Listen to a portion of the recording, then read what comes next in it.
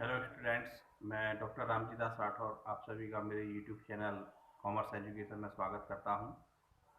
आज हम एक नए चैप्टर के साथ शुरुआत करेंगे और उस चैप्टर का नाम है डबल एंट्री सिस्टम। अब यहाँ से हमारा अकाउंटिंग बेसिकली और अच्छी तरह से स्टार्ट होता है, जहाँ जनरल एंट्री वगैरह सीखने के लिए हमको काफ़ी सारी जानकारियाँ मिलने वाली है। तो पहले हम डबल एंट्री सिस्टम का मीनिंग समझते हैं।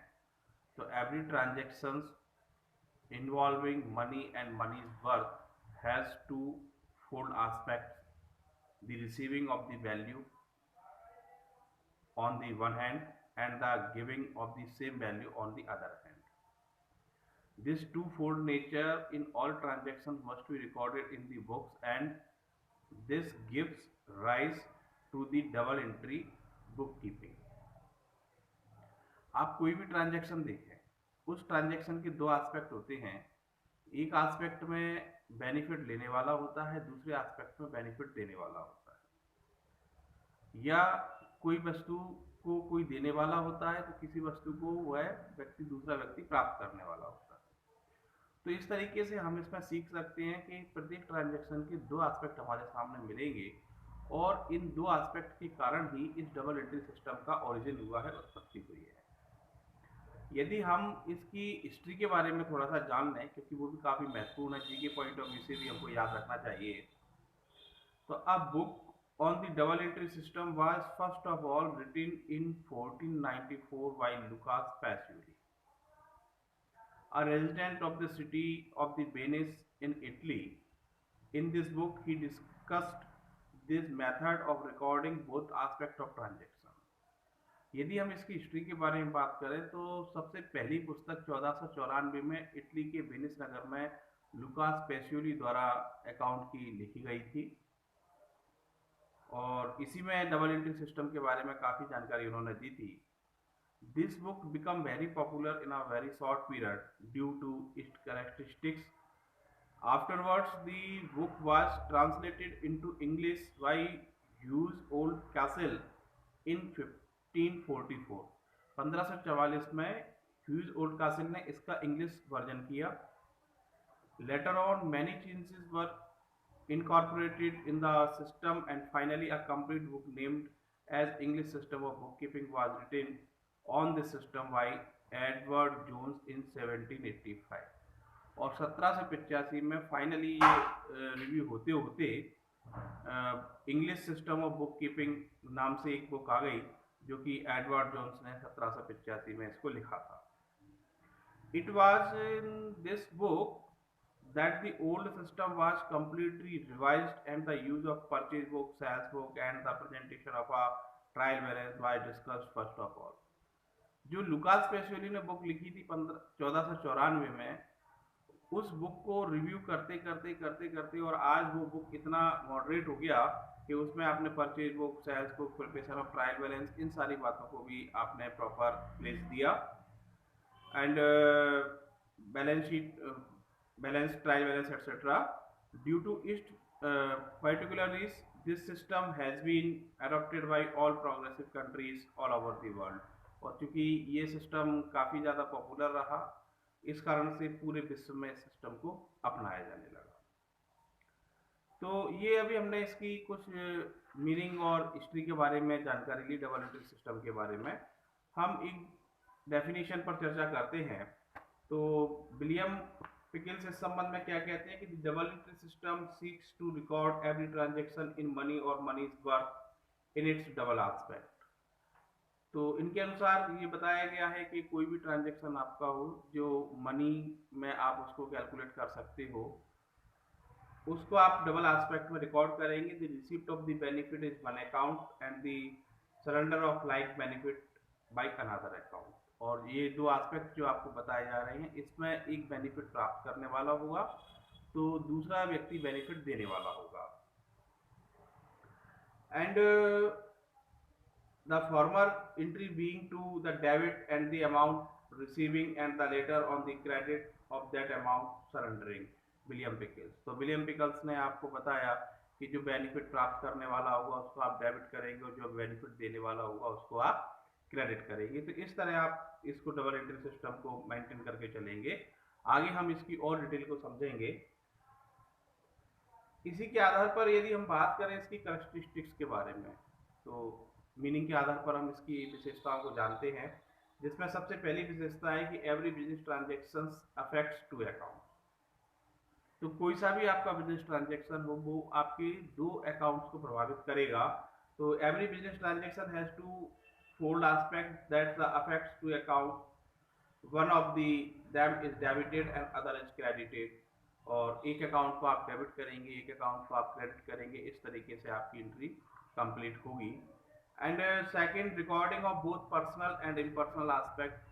और जो अकाउंट्स आपके होंगे उन अकाउंट्स में आप पर्सनल और इम्पर्सनल अकाउंट को भी आप मेंटेन करके चलेंगे। आगे हम इसकी और डिटेल समझेंगे। तो both personal and impersonal aspect of transaction are recorded in double entry system. It is possible that the aspect of a transaction may be personal or both may be impersonal, or maybe one personal and another is impersonal account, ये आपका हो सकता है। And third one, recording is made according to the certain specific rule. और जो आप general entry record maintain करेंगे तो वो जनरल एंट्री रिकॉर्ड करने के लिए आपके पास कुछ पर्सनल रूल्स होंगे, उसके बेसिस आपके पास रहेंगे एंट्री करने के लिए। तो in double entry system one account is debited and other is credited, it does not mean that any account is debited and any account is credited. इसका ये मतलब नहीं है कि किसी भी अकाउंट को आप डेबिट कर दें और किसी भी अकाउंट को आप क्रेडिट कर दें। उसको डेबिट क्रेडिट करने के लिए आपके पास प्रॉपर बेस रहेगा, रूल्स रहेंगे जो आपको आगे समझाए जाएंगे। And after that fourth one is preparation of trial balance. Since one account is debited and other is credited, total of the debit is always equal to the total of credits. So this helps finding out the arithmetical accuracy of the accounting record. और जो accounting record आप maintain करके चल रहे हैं उसकी arithmetical accuracy ज्ञात करने के लिए हमको ट्रायल बैलेंस बनाना पड़ता है। तो इस डबल एंट्री सिस्टम में हमको ट्रायल बैलेंस भी काफ़ी हेल्पफुल रहता है to find out arithmetical accuracy. तो इस तरीके से हमने इसकी विशेषताओं को जाना। तो डबल एंट्री सिस्टम को एक लाइन में आप याद रखें कि प्रत्येक ट्रांजैक्शन आपके दो प्रकार के खातों को प्रभावित करेगा, पर्सनल, इम्पर्सनल। किसी भी टाइप के आपके खाते हो सकते हैं और उसकी हम जो एंट्री करेंगे उसके लिए भी हमारे पास रूल्स रहेंगे, बेस रहेगा और मॉनेटरी टर्म्स के हमारे ट्रांजैक्शंस होना चाहिए जिसको हम डबल एंट्री सिस्टम के थ्रू मेंटेन करने वाले हैं। अब आगे हम बहुत इंपॉर्टेंट टॉपिक समझ रहे हैं, इसको आप बहुत बारीकी से याद रखिएगा। और टॉपिक है हमारे पास क्लासिफिकेशन ऑफ अकाउंट। अभी हमने जो बात की थी पर्सनल और इम्पर्सनल अकाउंट की, तो एक personal account, second impersonal account. Impersonal में फिर आपकी कैटेगरी है real account and nominal account. अब इसको जरा हम बारीकी से समझते हैं। तो पहला जो हमारे पास बहुत इंपॉर्टेंट अकाउंट है वो है पर्सनल अकाउंट। तो the accounts which relate to an individual, firm, company or an institution are called personal account. तो जो भी आपके अकाउंट हैं जो किसी फर्म, व्यक्ति, कंपनी इनसे संबंधित होते हैं उनको हम पर्सनल अकाउंट कहते हैं। जैसे मोहन का account, account of Ramashankar, account of DCM limited etcetera, Delhi university का अकाउंट। तो ये इस टाइप के जो आपके अकाउंट्स हैं वो आपके क्या हैं, पर्सनल अकाउंट। और पर्सनल अकाउंट के लिए जो आपका रूल रहेगा तो आप सिंपल वे में इसको याद रखें, debit the receiver and credit the giver. जो व्यक्ति बेनिफिट को प्राप्त कर रहा है उस व्यक्ति के खाते को हम डेबिट करेंगे और जो व्यक्ति बेनिफिट दे रहा है उस खाते को हम क्रेडिट करेंगे, ये इसका रूल रहेगा। एंड इसके जो ऑब्जेक्ट्स की बात करें तो उसके उद्देश्य, तो object of preparing personal account is ascertain as to how much amount is personal account owes to the business and how much amount due to be received from him and how much amount to be owed to a personal account from the business. That means कि personal account जो आप maintain कर रहे हैं तो व्यक्तियों के खाते आप उसमें मैनेज कर रहे हैं, जितने भी व्यक्तियों से आप लेन देन कर रहे हैं। और इसका उद्देश्य ये है कि जिससे कि आपको पर्टिकुलर पता लग सके कि एक व्यक्ति को आपको कितना पैसा देना है या उससे कितना पैसा लेना है, ये सारी जानकारी आपको आसानी से मिल सके, ये आपका इसमें ऑब्जेक्ट रहेगा। क्योंकि पर्सनल अकाउंट को अभी हमने समझा कि जितने भी व्यक्ति, फर्म, संस्था, क्लब इत्यादि हैं वो सभी पर्सनल अकाउंट में आते हैं और इसका रूल हमने अभी समझा था, debit the receiver and credit the giver. आगे इस पर्सनल अकाउंट में और थोड़ा अंदर जाइए तो इसके टाइप्स की हम बात करें तो नेचुरल पर्सनल अकाउंट है हमारे पास, आर्टिफिशियल पर्सनल अकाउंट है और रिप्रेजेंटेटिव पर्सनल अकाउंट है। ये भी हमको बराबर से समझना बहुत ज़्यादा आवश्यक है। तो सबसे पहले हम बात करेंगे नेचुरल पर्सनल की। तो नेचुरल पर्सनल अकाउंट जैसा कि आप समझते हैं कि जो भी जितने भी प्राकृतिक व्यक्ति हैं क्रिएटेड बाय नेचर, हम प्रकृति से हमारा जन्म हुआ है, तो राम सीता गीता मोहन इत्यादि जो भी आपके खाते हैं सुरेश वगैरह, प्रोप्राइटर ड्राइंग अकाउंट एक्सेट्रा, ये सभी आपके क्या है, आपके नेचुरल पर्सनल अकाउंट है। क्रेडिटर्स अकाउंट वगैरह ये आपके क्या है, सभी पर्सनल अकाउंट्स हैं। तो पहले तो है आपके नेचुरल पर्सनल। तो नेचुरल पर्सनल का अर्थ ये है जो प्रकृति से जिनका जन्म हुआ है वो आपके नेचुरल पर्सनल में शामिल किए जाते हैं। एंड सेकंड वन इसका जस्ट अपोजिट है, वो है आपके पास आर्टिफिशियल पर्सनल अकाउंट। तो आर्टिफिशियल पर्सनल अकाउंट में क्या है कि आपका जन्म जो हुआ है वो बाय नेचर नहीं है, that's birth by law.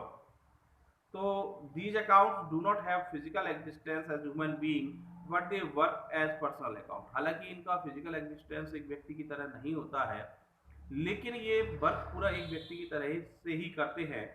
For example any firm account, any limited account, company account, institutions account, तो ये जितने भी आपके अकाउंट्स हैं वो आपके आर्टिफिशियल पर्सनल अकाउंट में हम इसको शामिल करेंगे। और ये सारा की सारा काम एक व्यक्ति की तरह से ही करते हैं।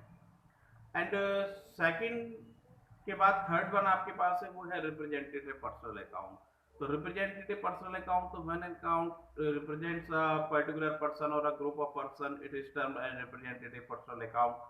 तो जब कोई अकाउंट किसी व्यक्ति अथवा व्यक्तियों के समूह का प्रतिनिधित्व करता है, रिप्रेजेंटेशन करता है, तो उसको हम रिप्रेजेंटेटिव पर्सनल अकाउंट कहेंगे। और रिप्रेजेंटेटिव पर्सनल अकाउंट को आप इस तरीके से समझिए जैसे कि जो आपका सैलरी है, तो सैलरी हम वर्कर्स को देते हैं और आउटस्टैंडिंग सैलरी है, तो आउटस्टैंडिंग सैलरी अकाउंट आपका रिप्रेजेंटेटिव पर्सनल अकाउंट हुआ। सेम आपका प्रीपेड सैलरी आपके पास हो सकता है। और रिप्रेजेंटेटिव पर्सनल अकाउंट के लिए थोड़ा सा एक बात मैं आपको और बताना चाहूँगा कि जो बिजनेसमैन होता है उसके भी रिप्रेजेंटेटिव अकाउंट आपके बिजनेस में होते हैं। एक होता है हमारा कैपिटल अकाउंट, ये व्यापारी का प्रतिनिधित्व करता है। तो साथ ही साथ दूसरा अकाउंट होता है ड्राइंग अकाउंट। ये दोनों के दोनों अकाउंट व्यापारी के होते हैं। और व्यापार की पुस्तकों में जैसा कि एक हमारी परंपरा रही है कि हम उसमें व्यापारी का नाम कहीं पर भी नहीं लिखते हैं, इसलिए रिप्रेजेंटेटिव पर्सनल अकाउंट को यूज किया जाता है, namely capital account and drawing account. तो it representation of a businessman. Then second next term पर हम जाएं तो वो है हमारे पास इम्पर्सनल अकाउंट के लिए, तो उसमें है हमारे पास रियल अकाउंट। रियल अकाउंट को अब आप समझे, पहले हमने समझा पर्सनल अकाउंट। रियल अकाउंट, तो the accounts of those things whose value can be measured in terms of money and which are the properties of the business are term as real account. तो जिन ऐसी जो भी things हैं जिनको आप money में टर्म्स कर सकते हैं और वास्तव में आप उनको देख सकते हैं, छू सकते हैं, और जो आपकी बिजनेस की संपत्तियां वगैरह से संबंधित होती हैं उनको हम रियल अकाउंट कहते हैं। जैसा कि आपका कैश अकाउंट है, फर्नीचर अकाउंट है, मशीन अकाउंट है, बिल्डिंग अकाउंट है, गुडविल अकाउंट है, एक्सेट्रा।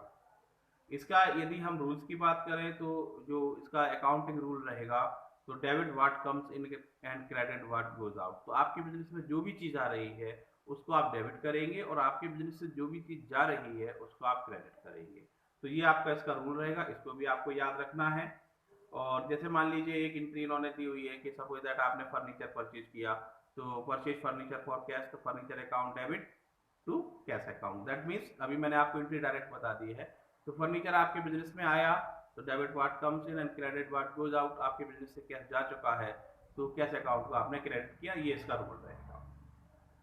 इसके ऑब्जेक्ट की यदि हम बात करें तो these account represent the value of various properties owned by a business in terms of money and indicate the financial position of the business. तो जैसा कि हमने इसकी डेफिनेशन के बारे में भी समझा था कि ये प्रॉपर्टी से संबंधित है, तो ये हमारे बिजनेस की फाइनेंशियल पोजीशन से संबंधित रहता है। अब रियल अकाउंट में भी हम टाइप्स की बात करें तो ये दो टाइप से कैटेगराइज किया गया है। तो एक है हमारे पास टेंजिबल रियल अकाउंट और दूसरा है इंटेंजिबल रियल अकाउंट। तो टेंजिबल रियल अकाउंट, तो tangible real accounts are the accounts of these things which can be touched, felt, measured and purchased, sold etcetera. तो जो टेंजिबल अकाउंट्स हैं तो वो संबंधित हैं कि जिन अकाउंट्स को आप छू सकते हैं, देख सकते हैं, मेजर कर सकते हैं और उनको परचेज किया जाता है, सेल किया जाता है, तो वो आपके रियल अकाउंट में टेंजुअल रियल अकाउंट है, जैसे land, furniture, stock, cash etcetera, building, तो ये आपके सारे के सारे आपके रियल अकाउंट है। तो artificial personal account, since it represents the accounts of a banking company and artificial person, तो it should be noted that bank account is not a real account. तो बैंक अकाउंट अभी हमने बात की थी representative personal account की, तो bank account हमारा क्या है, वो रिप्रेजेंटेटिव है बैंक, तो पर्सनल अकाउंट में शामिल किया जाता है।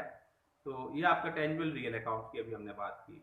और सेकंड वन इंटेंजुअल रियल अकाउंट की बात करें तो इसका जस्ट अपोजिट आपके पास हो जाएगा।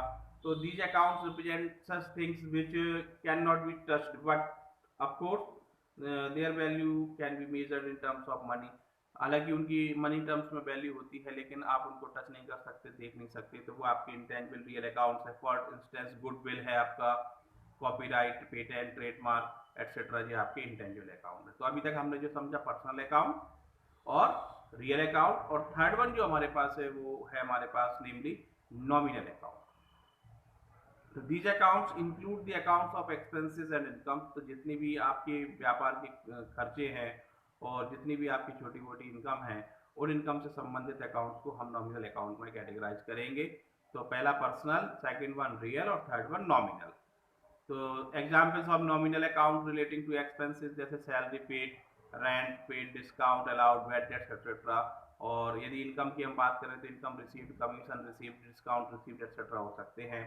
और यदि हम इसके रूल्स की बात करें तो डेबिट आप करेंगे all expenses and losses, and credit and incomes and gains. तो क्रेडिट आपको इनकम और गेन्स के लिए करना है, और जो भी आपके एक्सपेंसेस और लॉसेज है उनको आप क्या करेंगे, डेबिट करेंगे। फॉर इंस्टेंस आपने सैलरी पेड किया हुआ है तो salary account debit to cash, और यदि आपको कमीशन मिला हुआ है तो cash account debit to commission account आप एंट्री मेंटेन करेंगे। एंट्रियों को अभी हम और बारीकी से आगे समझेंगे, अभी मैंने आपको समझाने के लिए बताया है केवल। और यदि इसके हम ऑब्जेक्ट्स की बात करें तो nominal accounts are those account which are name only in which do not really exist. Nominal है तो रियलिटी ये है कि ये पर्सन की तरह आपको दिखाई नहीं देंगे, और रियल अकाउंट की तरह आप इनको टच वगैरह नहीं कर सकते हैं, लेकिन आपके बिजनेस में ये इंसिडेंट हुए हैं और उनको आप शामिल करेंगे।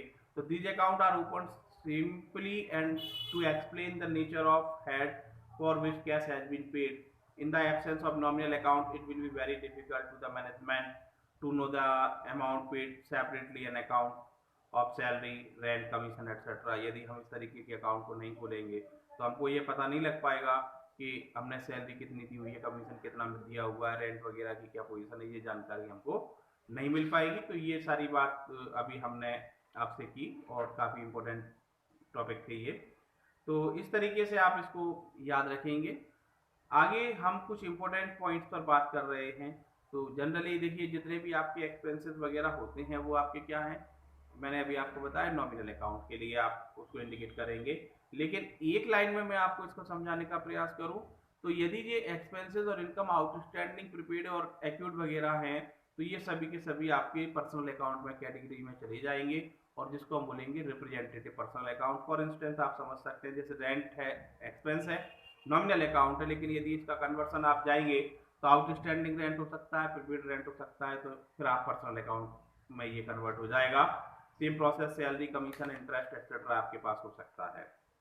तो ये सारी चीज मैंने अभी आपको बताई, आई होप आपको ये समझ में आई होगी। एक लाइन में हम इसको समझना है।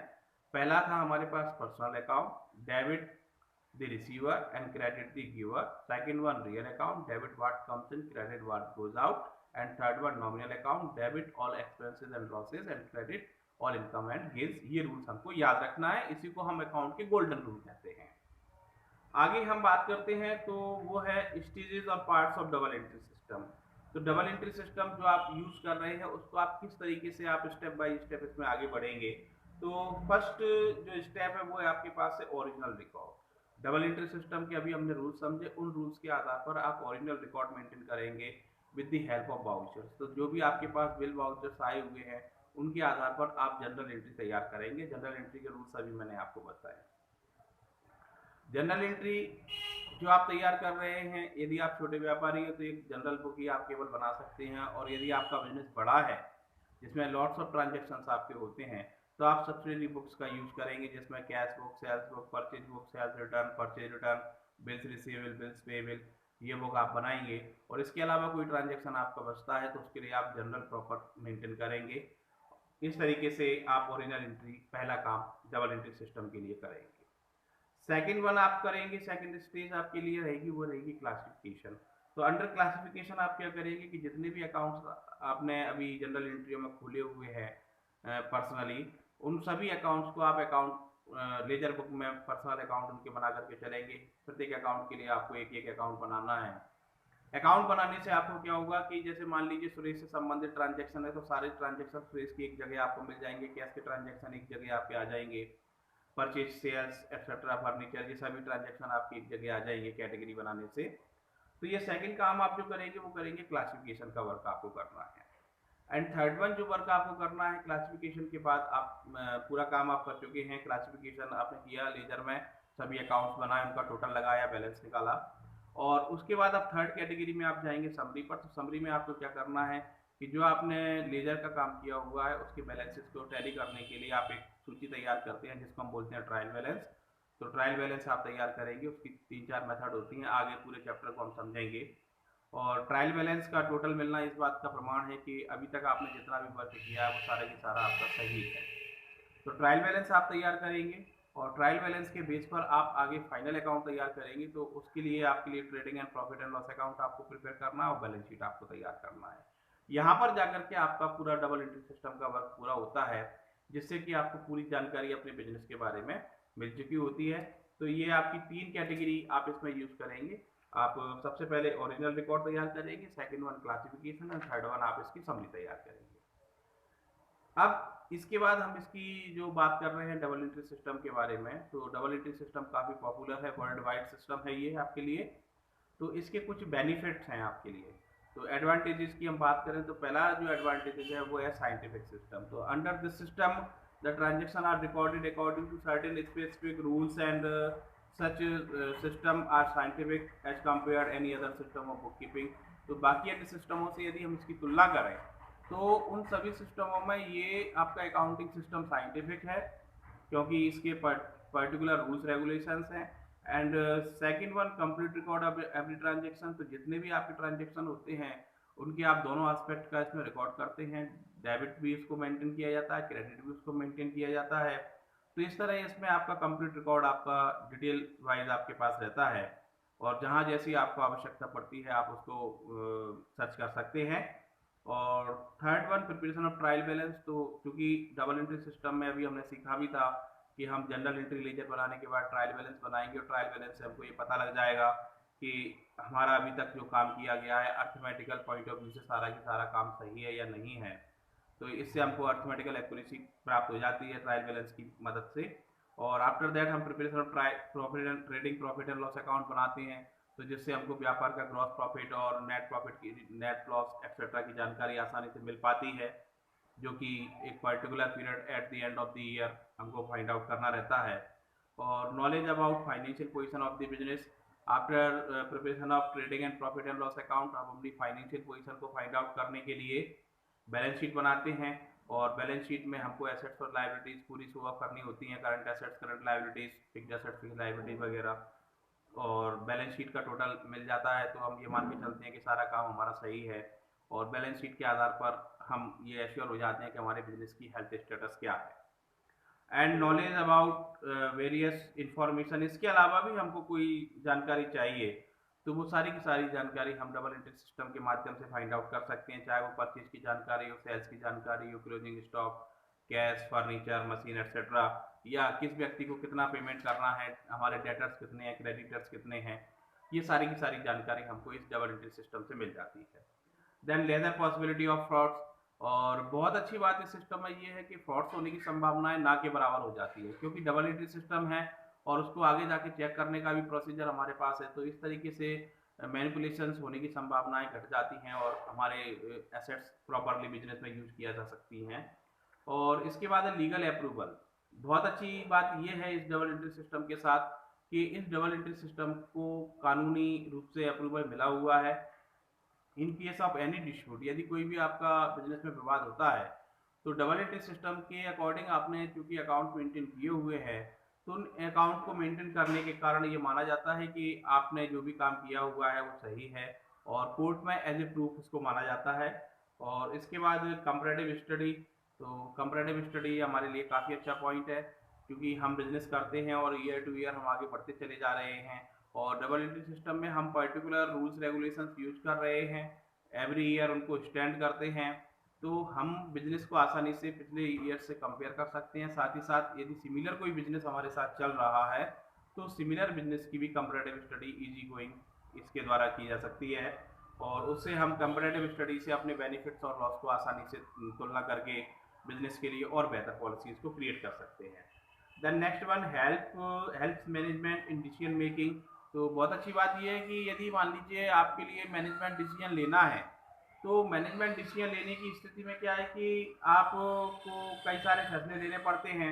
तो उनको लेने के लिए जो बेस हमारा रहेगा वो हमारा डबल एंट्री सिस्टम का बेस रहेगा, और ये अकाउंट्स हमारे लिए काफ़ी सपोर्ट करेंगे and suitable for all types of business. और बहुत अच्छी बात ये है इस सिस्टम के लिए कि चाहे हमारा बिजनेस छोटा हो या बड़ा हो, सभी टाइप के बिजनेस के लिए ये डबल एंट्री सिस्टम सूटेबल है। अकॉर्डिंग टू योर बिजनेस आप इस सिस्टम को छोटा बड़ा कर सकते हैं। यदि आप छोटे व्यापारी हैं तो केवल जनरल बुक से आप काम चला सकते हैं, और यदि बड़े व्यापारी हैं तो मैंने आपको बताया था आप सब्सिडरी बुक्स का आप यूज करेंगे, तो सभी बिजनेसमैनों के लिए ये सूटेबल रहेगा।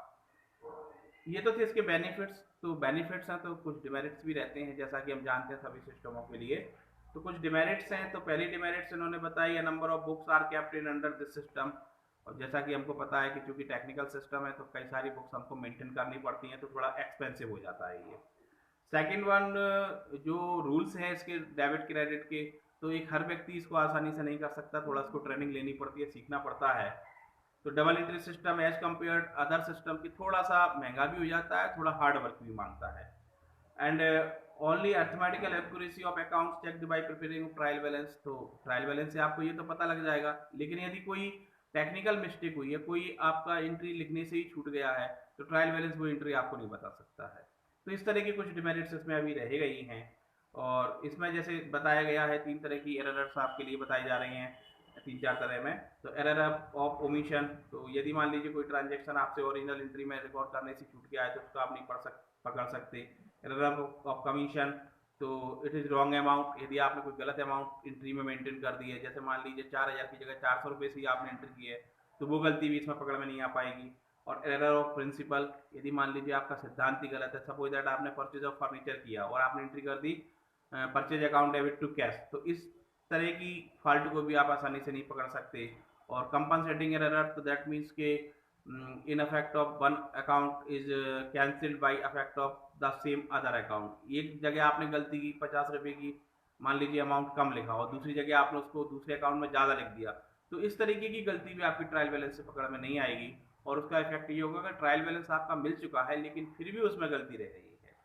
तो ये आपके कुछ डिसएडवांटेजेस थे ऑफ डबल एंट्री सिस्टम के लिए। एंड एनालिसिस रिपोर्ट की यदि हम बात करें एट द लास्ट केस में, आखिर फिर कमियां भी हैं कुछ और कुछ अच्छाइयां भी हैं, तो अब हम क्या करें।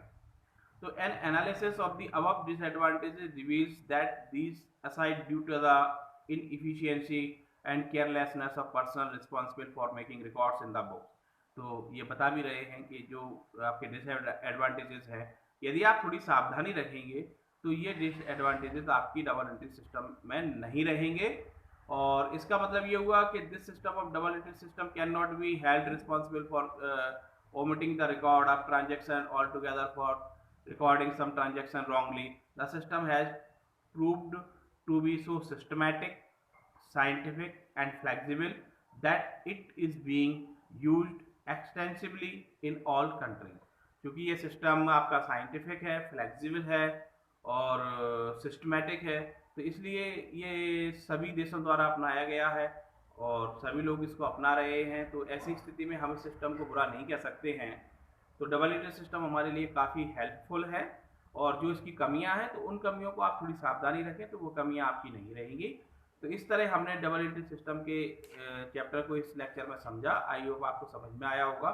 और अधिक जानकारी के लिए आप संबंधित बुक का इसमें स्टडी करते जाएं तो आपको और बारीकी से जानकारी मिलती रहेगी। और ये जो हम चैप्टर अभी सीख रहे थे ये हमारे लिए बेसिक का काम करेगा। आगे हम और चैप्टर्स को अगले वीडियोज में सीखते रहेंगे, तो आगे आप मुझसे जुड़े रहिए।